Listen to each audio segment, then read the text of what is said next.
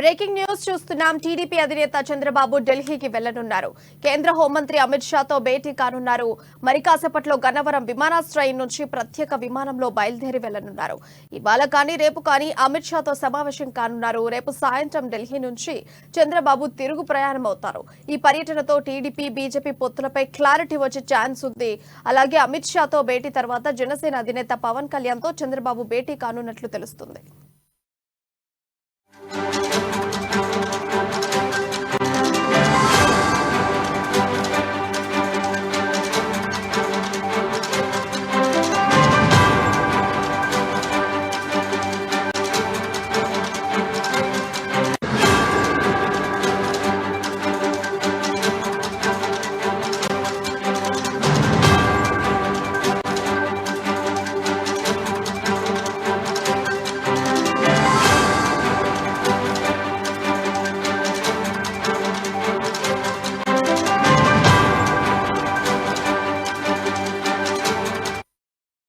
ఇక టీడీపీ అధినేత చంద్రబాబు ఢిల్లీకి వెళ్లనున్నారు.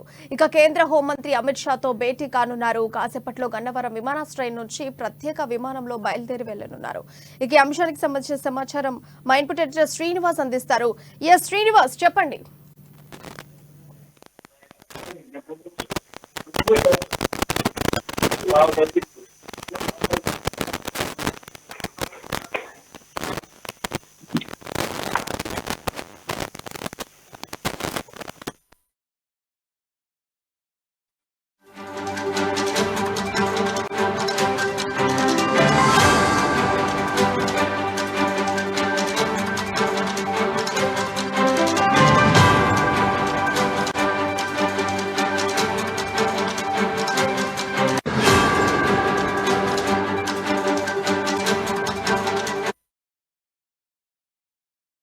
బాబు ఢిల్లీకి వెళ్లనున్నారు. కేంద్ర హోంమంత్రి అమిత్ షాతో భేటీ కానున్నారు. ఈ అంశానికి సంబంధించిన సమాచారం మా ఇన్పుట్ ఎడిటర్ శ్రీనివాస్ అందిస్తారు. శ్రీనివాస్, చెప్పండి, అప్డేట్స్ ఏంటి?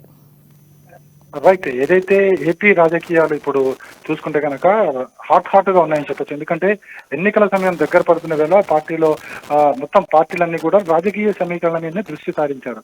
ఏదైతే వైఎస్ఆర్ కాంగ్రెస్ పార్టీ ఒంటరిగా పోరుకు దిగుతుంది, కానీ మరోవైపు చూసుకుంటే కనుక ఇప్పటికీ తెలుగుదేశం పార్టీ జనసేన కలిసి పోటీ చేయాలని చెప్పేసి నిర్ణయించాయి. అయితే మరోవైపు చూసుకుంటే కనుక జనసేన బీజేపీతో కూడా కలిసి వెళ్లాలనే ఆలోచన చేస్తుంది. అదేవిధంగా ఇప్పుడు టీడీపీ అధినేత చంద్రబాబు నాయుడు కూడా బీజేపీతో కలిసి వెళ్లే ఆలోచన చేస్తున్నట్లుగా మనకు తెలుస్తుంది. ఎందుకంటే మరికొద్ది సేపట్లో మాజీ ముఖ్యమంత్రి టీడీపీ అధినేత చంద్రబాబు నాయుడు ఢిల్లీ చేరుకోబోతున్నారు. ఢిల్లీలో బీజేపీ పెద్దలతో భేటీ కాబోతున్నారు. ప్రధానంగా ఈ భేటీలో రానున్న ఎలక్షన్స్, పార్టీలతో పొత్తు అనే అంశం మీదనే ఈ భేటీ ఉండబోతుందని చెప్పేసి కూడా తెలుస్తుంది. ఎందుకంటే ఇప్పటికే జనసేన బీజేపీతో కలిసి పోటీ చేయాలని నిర్ణయించింది. అదేవిధంగా ఇటు టీడీపీతో కూడా కలిసి పోటీ చేయాలని నిర్ణయించింది. సో ఇప్పటికైతే టీడీపీ బీజేపీల మధ్య ఏ విధమైన సంబంధం అయితే లేదు. పొలిటికల్ గా ఇప్పటికీ కూడా ఆ రెండు పార్టీలు కూడా దూరంగా ఉంటూ వచ్చాయి. అయితే ప్రస్తుతం ఉన్న పరిస్థితుల్లో వైఎస్ జగన్ సర్కార్ను గద్దె దింపాలంటే కనుక పార్టీలన్నీ ఏకం కావాలి అని చెప్పేసి అటు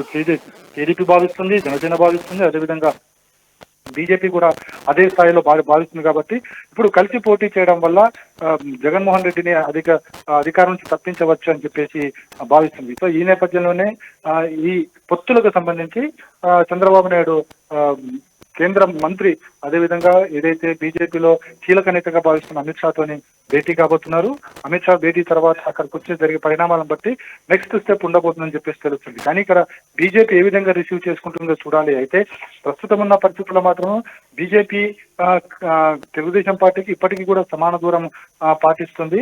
అయితే ఎందుకంటే గత ఎన్నికలను దృష్టిలో పెట్టుకుని గత ఎన్నికల్లో ఏదైతే చంద్రబాబు నాయుడు ఏవైతే రాజకీయాలు చేస్తూ బీజేపీని దూరం పెట్టారో అప్పటి నుంచి కూడా బీజేపీ తెలుగుదేశం పార్టీకి దూరంగా ఉంటూనే వచ్చింది. కానీ బీజేపీ సంబంధించి చూసుకుంటే కనుక ఒక వ్యూహాత్మకంగా బీజేపీ అధ్యక్షురాలుగా ఏదైతే పురంధరేశ్వరిని బరిలో దించిన తర్వాత ఇక రాజకీయ సమీకరణలో కొద్దిగా మార్పు కనిపించాయి. ప్రధానంగా చూసుకుంటే కనుక ఏదైతే చంద్రబాబు నాయుడుకి పురంధరేశ్వరి బంధువు మాత్రమే కాదు, బీజేపీ అధ్యక్షురాలు కూడా కొనసాగుతున్నారు. కాబట్టి ఇక్కడ నుంచి రాజకీయం నెరపవచ్చు అనే ఒక ఆలోచన టీడీపీ నేతలు చేస్తున్నారని చెప్పేసి కూడా వైసీపీ ఆరోపణ చేస్తూ వచ్చింది. ఏదైతే చంద్రబాబు నాయుడు అరెస్ట్ ఆ తర్వాత పురంధరేశ్వరి చేసిన అధికార పార్టీపై చేసిన విమర్శలు ఇవన్నీ చూసుకుంటే కనుక ఏదైతే అధికార పార్టీ ఏదైతే ఆరోపణలు చేస్తుందో అందుకు అద్దం పట్టేలా ఇటు ఆంధ్రప్రదేశ్ సంబంధించి బీజేపీ కావచ్చు, అదేవిధంగా తెలుగుదేశం పార్టీ మధ్య కొన్ని సంబంధాలు అయితే కొనసాగుతున్నాయని అయితే చర్చ కొనసాగుతుంది. అయితే ప్రస్తుతం ఉన్న పరిస్థితుల్లో జగన్మోహన్ రెడ్డి వైసీపీ పార్టీని ఓడించాలనుకుంటే కనుక ఖచ్చితంగా కలిసి పోటీ చేయాలని చెప్పేసి పవన్ కళ్యాణ్ కూడా ఒక నినాదాలు ఇచ్చిన నేపథ్యంలోనే పవన్ కళ్యాణ్ కూడా ఈ టీడీపీ బీజేపీల మధ్య సంబంధం నెరపేందుకు కూడా ఆయన పాత్ర పోషిస్తున్నారని చెప్పేసి కూడా తెలుస్తుంది. మొత్తానికైతే మనకి చంద్రబాబు ఢిల్లీ పర్యటన అయితే రాజకీయంగా ఇప్పుడు చర్చనీయాంశమైందని చెప్పొచ్చు. అయితే శ్రీనివాస్, ఇప్పుడు చూసుకుంటే ఇటు బీజేపీ జనసేన ఈ పొత్తుగా కలిసి పని చేస్తే అనుకున్న విధంగా కలిసి వచ్చే అవకాశం ఉందంటారా? ఏదైనా సక్సెస్ అయ్యే అవకాశం ఉందంటారా? ప్రస్తుత రాజకీయ పరిణామాలన్నీ కూడా ఇప్పుడు ఏం జరుగుతుందని చెప్పడం మాత్రం కష్టం. అయితే ఒక వైపు చూసుకుంటే కనుక అధికార పార్టీ మొత్తం వైనాట్ 175 అన్న దాంట్లో టాస్క్ లో వెళ్తుంది. అంటే మొత్తం 175 స్థానాలు కొట్టాలన్న టాస్క్ వైసీపీ పెట్టుకుంది. అదే మరోవైపు చూసుకుంటే కనుక ఖచ్చితంగా జగన్మోహన్ రెడ్డి మా పార్టీని గద్దె దించాల్సిందే.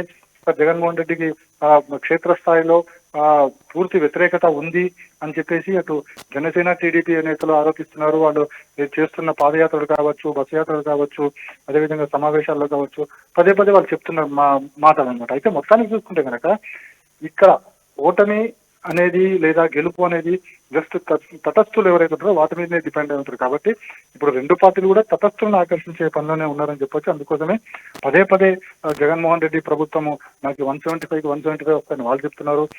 అసలు జగన్మోహన్ రెడ్డిని సింగిల్ డిజిట్ కూడా రాకుండా ప్రజలు ఓడగొడతారని చెప్పేసి టీడీపీ జనసేనకు చెప్తున్న పరిస్థితి అయితే ఉంది.